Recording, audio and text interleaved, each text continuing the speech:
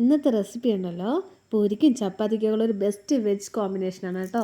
പൊട്ടറ്റോയും green പീസും രണ്ടും friends അല്ലേ, അത് രണ്ടുപേരും ചേർന്നാൽ പിന്നെ പറയണോ. അപ്പോൾ ഈ റെസിപ്പി ഉണ്ടല്ലോ എല്ലാവരും മസ്റ്റ് ട്രൈ ചെയ്ത് നോക്കണേ. റെസിപ്പി എങ്ങനെയാണെന്ന് നോക്കാം.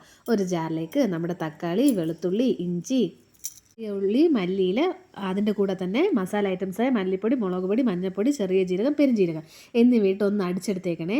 കാഷ്യൂസ് ഉണ്ടല്ലോ ഒന്ന് കുതിർക്കാൻ വെച്ചേക്കണേ. അതിനുശേഷം ഒരു പാൻ എടുക്കുക, അതിലേക്ക് എണ്ണ ഒഴിച്ച് സവാള ഇട്ട് ഒന്ന് വഴറ്റി പച്ചമുളകും കറിവേപ്പിലയും കൂടി ഇട്ട് ഒന്ന് വഴറ്റിയതിന് ശേഷം ഒന്ന് വഴണ്ട് വന്നാൽ നമ്മൾ അരച്ച് വെച്ച പേസ്റ്റിൽ അതുകൂടെ ഒന്ന് ഒഴിച്ച് നന്നായിട്ട് മിക്സാക്കി പച്ചമണം മാറുമ്പോൾ വേവിച്ച് വെച്ച പൊട്ടറ്റോയും ഗ്രീൻ പീസും കൂടെ ഒന്ന് മിക്സാക്കി അതിനെ ഒഴിച്ച് അരച്ച് വെച്ച അണ്ടിപ്പരിപ്പിനെയും കൂടെ ഒന്ന് ഒഴിച്ച് അതിലേക്ക് കസൂരി മേത്തിയും കൂടെ ഇട്ട് നമ്മുടെ കറി റെഡിയിടോ.